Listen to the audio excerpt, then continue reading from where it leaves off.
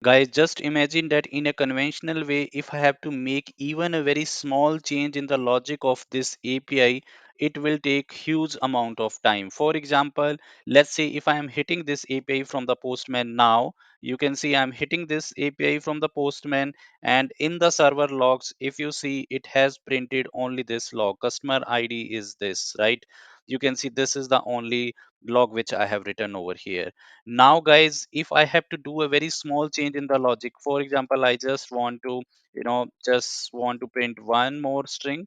Let's say I just want to print a string with the name Hybris Tube, right? And I want to print this in the server logs. So this type of requirement is very frequent, in actual projects, that we want to print something or we want to change logic, we want to add some new API, right? If we have to test those changes, right? Then what we have to do, for example, if let's say I am now again hitting that API, you can see my changes will not be, reflected in the server. Still in the server logs, you can see only customer ID. This log is getting printed. The new log which I have added, right? This log is not getting printed. If you want to print these log as well, what you have to do, you have to bring your server firstly down, right? And then you have to build your, build your system. This build takes around 12 minutes of time. Then you have to bring your server up again, which again takes minimum 18 minutes of time. So total time to reflect these changes is around 30 minutes of time. But guys, now with the implementation of HotSwap, so I will be telling you in this video how we can implement that, how we can configure the HotSwap in the Hybris. It will take only 1 minute of time for the build, and the total time to reflect these changes will also be only 1 minute, which means there will be a reduction of 97% in the time taken to reflect our changes. So now since I have already configured the HotSwap with my setup, now you can see what I have to do. I just have to build my extension. So you can see I'm just building my extension. I will be telling you how we can build a particular extension as well in this video. But you can see I have just, build my extension, and after that my changes will start reflecting. I don't need to, bring my server down and then I have to build the whole project and then I have to bring my server up again. I don't need to follow all those steps. I just have to build my extension and then my changes will start reflecting. So you can see the build has been completed, and now let's try whether this log will also start getting printed into the server logs or not. Currently you can see here, you can see only the customer ID is getting printed. But now if I fire my, fire my API again from the Postman, you can see in the server logs, you can see in the server logs, now the customer ID is also getting printed, and the second log which we had added, that is also getting printed. So the second log which we had added, that is also getting printed. So just imagine that how much coding speed will be improved with the implementation or with the configuration of HotSwap in our setup. So in this video, this is what I am going to tell you, what all are the end-to-end steps for the configuration of HotSwap with the hybrid setup.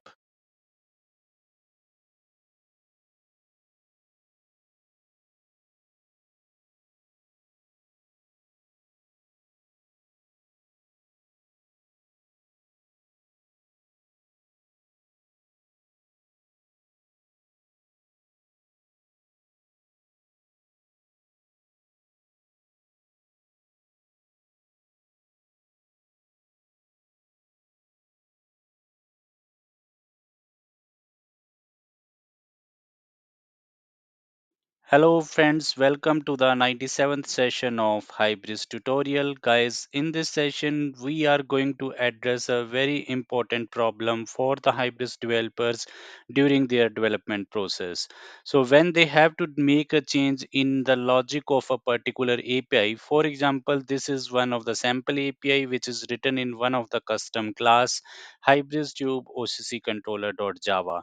In this API, if we have to make even a very small change, for example, even if I have to, make a change in the logger itself, like customer ID is printed as, let's say I have to, make a change in the log only, and you can have this change as small as this change, or it can, or the change can be or the logic change can be even a bigger change as well. So it doesn't matter. But if you have to change the logic, And if you want to test your logic change, what you have to do, you always have to follow some steps.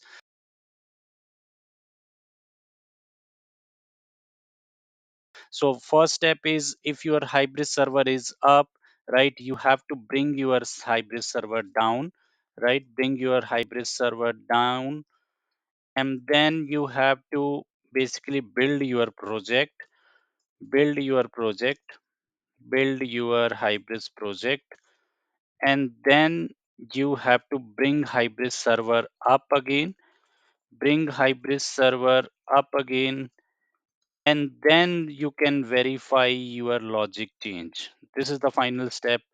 Then verify the logic change, right?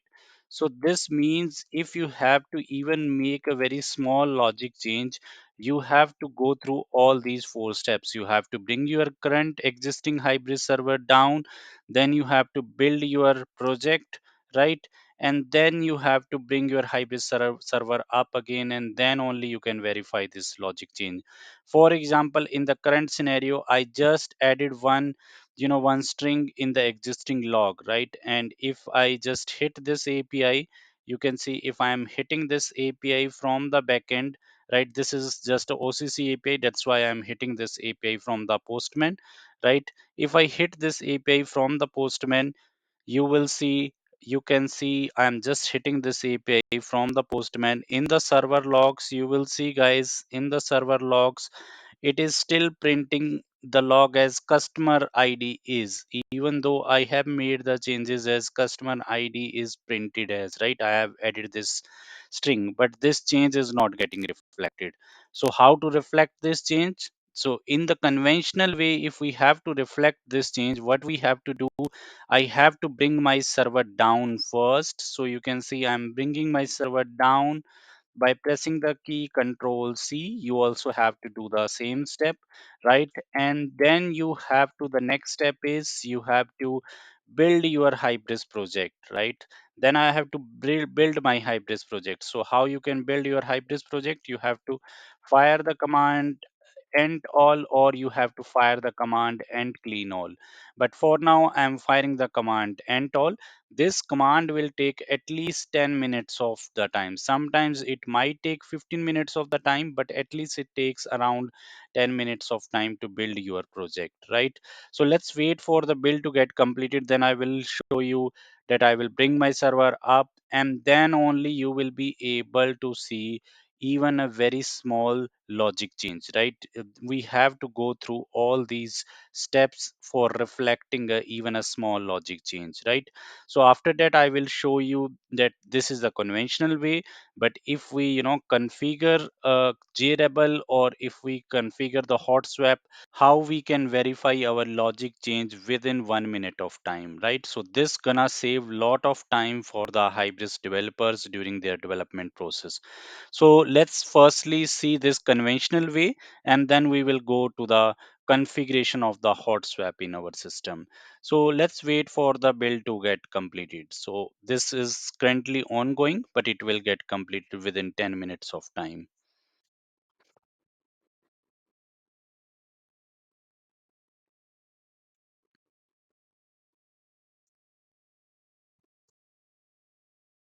So guys, now you can see build has been completed. The time taken to complete the build depends on the project to project. It depends on the how many extensions you have added into the local extension.xml file. In actual projects, since there are a lot of custom extensions also, it takes huge amount of time. It even takes around 15 to 20 minutes of the time. But since I have skipped most of the unuseful extensions in my local extension.xml, that's why this has taken a bit less time. But generally on an average it takes around 10 to 12 minutes of the time. Now guys, if we want to see our updated changes, and the update change was that I had added this string, right, into the existing log.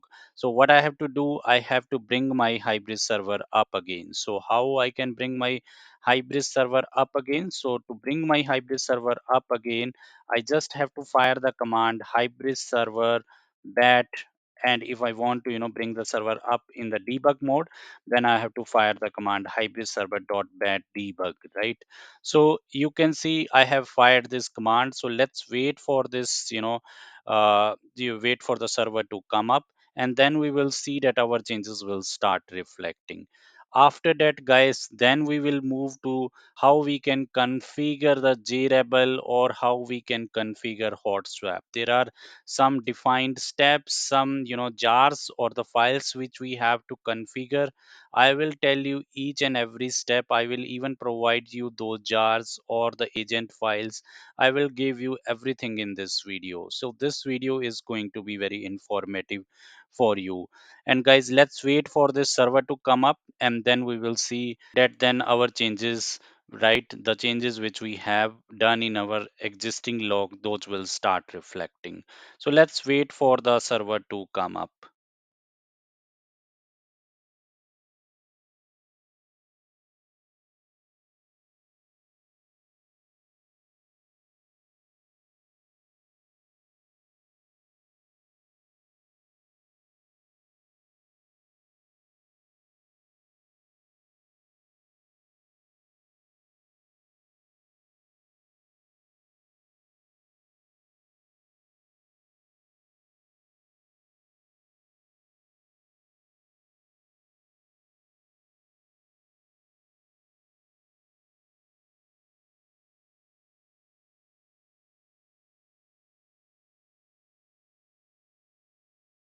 So guys, now you can see Hybris server is up and running. And if I guys now test our functionality, if we test our functionality now, whether this additional string has been added into the logs or not, when I call this API, you will see, let's say I basically fire this API again.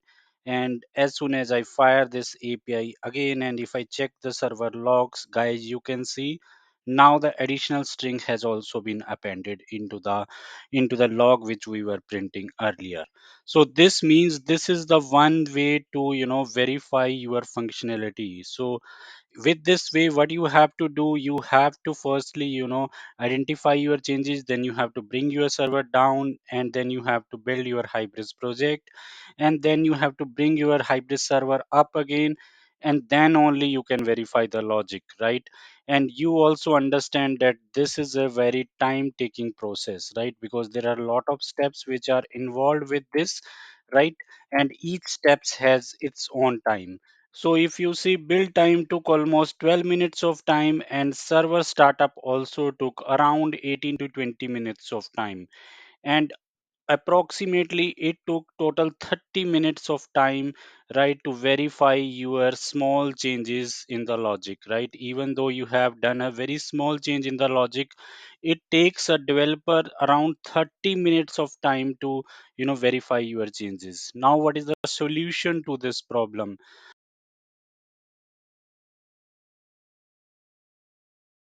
So there are multiple solutions to this problem. So the one solution can be JRebel. Okay, so what is JRebel? We will discuss. The second solution can be HotSwap. The second solution is HotSwap. So firstly, we will see what is JRebel, then we will go to the HotSwap.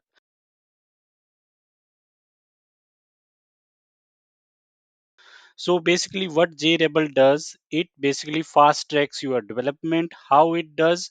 Because it skips the important steps. So previously, guys, we saw that these were the steps, right? In the conventional way, these were the steps. If you have to, do a small change in the logic and you have to verify those changes, these were the steps, right?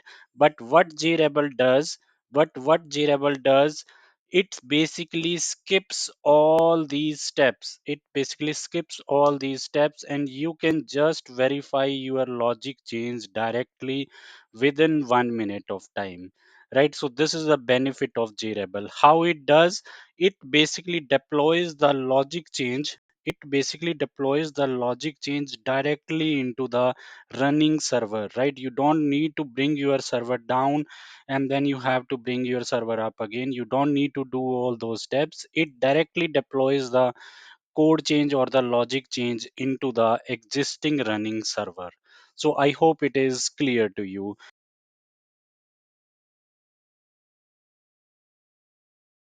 Right, but what are the disadvantages of the JRebel? So disadvantage of the JRebel is that it is not free of cost. It is not free of cost. It has heavy license involved. It has heavy license cost involved. So this is the disadvantage of the JRebel. If you are sponsored by your company for the JRebel, then it is fine. You can use the JRebel also. You can configure JRebel with your existing Hybris project. But if in case you have to purchase your JRebel license by your own, then it will be too costly to use for a normal Hybris developer. So then what are the alternatives? So alternative is HotSwap. So what is HotSwap? It is a alternate of JRebel, and it is open source, which means it is free of cost,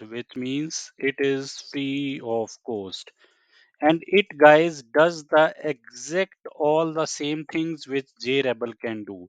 It also can deploy the code changes in the running server without modifying or without restarting the server, right? So you can deploy your logic change into the existing running server using the HotSwap, as well as I showed you in the introduction of this video. So I hope now you understand the benefit of HotSwap.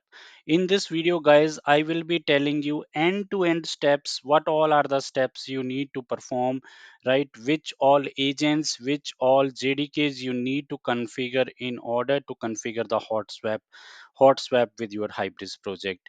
And guys, I have already, uploaded the nodes and the relevant agents or the relevant, JDKs related to the HotSwap configuration on the Google Drive. So you can see here, even I have, uploaded the setup document as well, where I have explained the end-to-end steps for, doing the setup of HotSwap in your local system, right? And the corresponding agents or the whatever the changes we have to do, I have also uploaded all those relevant files in the Google Drive. How you can get these?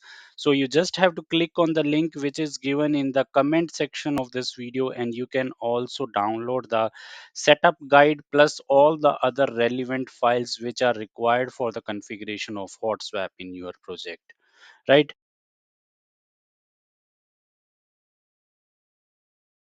Now, guys, we are going to discuss what all are the steps which are involved in the configuration of the HotSwap in your Hybris project. So the first step is, guys, so the first step is, so the we can write over here steps involved in the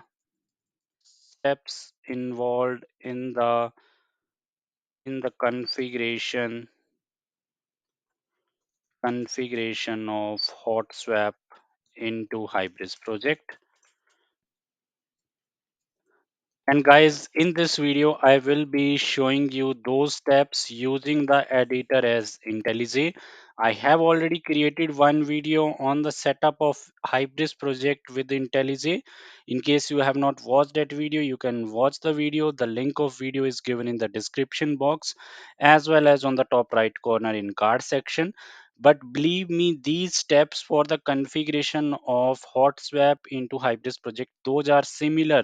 Doesn't matter whether you are using IntelliJ or the Eclipse as an editor, but just for the sake of clarity, I will be using the IntelliJ as editor. And in case you don't know the steps to configure the IntelliJ with Hybris project in your local system, you can watch my video. So the first step is you need to download the JetBrain runtime. Okay, so you need to download the JetBrain runtime. So that is the first step. So guys, from where you can download the JetBrain runtime. So you can download the JetBrain runtime from this link. So this is the link to download the JetBrain runtime. So here, depending on your operating system, you can download the JetBrain runtime. For example, my operating system is Windows, so I will just download this runtime, JetBrain runtime. Okay, so I will just click over here. As soon as I click over here, you will see a download will start automatically. Okay, so this is the first step, guys, which we need to perform, that we need to download the JetBrain runtime. So you can see download window has been started, and I will download this into the downloads folder. Alternatively, guys, I have also uploaded this JetBrain runtime on the drive as well. So you can also get the runtime from the Google Drive as well. So you just have to click on the link which is given in the comment section of this video, and you can get the JetBrain runtime from the Google Drive as well. Okay, so once you have downloaded, guys, then what you have to do, you have to place this runtime, you have to place this JetBrain runtime in the program files, C program files, and then Java folder. And inside the Java folder, you have to place the JetBrain runtime like this. Okay, so this is the first step you have to do. Okay, now the next step is, guys, you have to configure this new runtime in your environment variables. If I show you my current environment variables, I am just pressing the window key. You also have to do the same, and then you have to type environment variables. So you can see I'm typing the environment variables, then I'm clicking on the open. So you also have to do the same thing. Then this type of pop-up comes up, then you have to click on environment variables, right? And then, guys, over here you can see I have done two things. One is I have specified the Java home. You can see the currently I am pointing my Java home with the JDK 17. This is the JDK 17 I am pointing towards. Now what I will do, I will point this Java home with the JRebel JDK, right? The one which we have downloaded just now.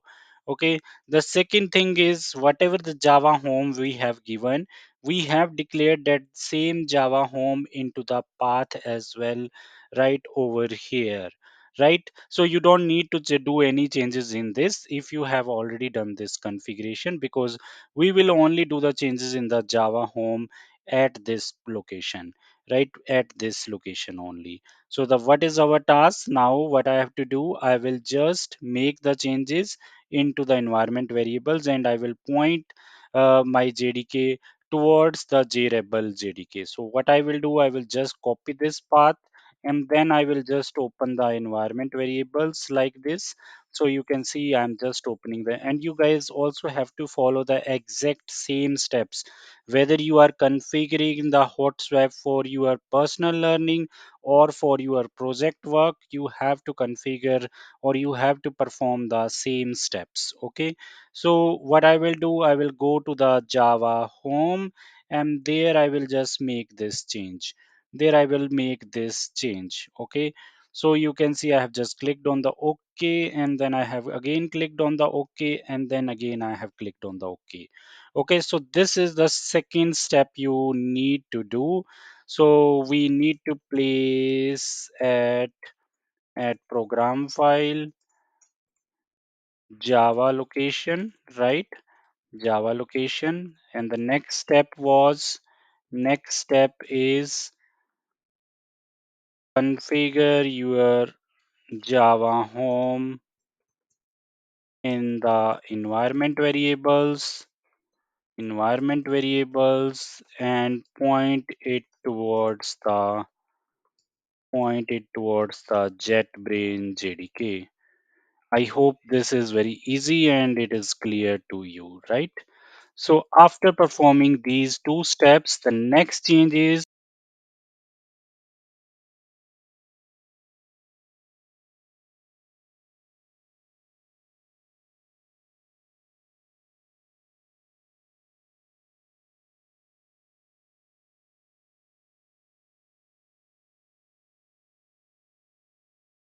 we had basically printed one more log result of hot swap test is this. Now what I will do, I will just fire this API again, right? So because now we have made all the changes and we just have to test our changes whether our hot swap configuration with SAP Hybris is successful or not. Okay, so for that what I will do, I will make this API hit again, and then if our changes are successful, then will see that over here this extra log also should start getting printed. Okay, so what I will do, I will just, and you can see before I make the changes, you can see this is how my server logs are looking like.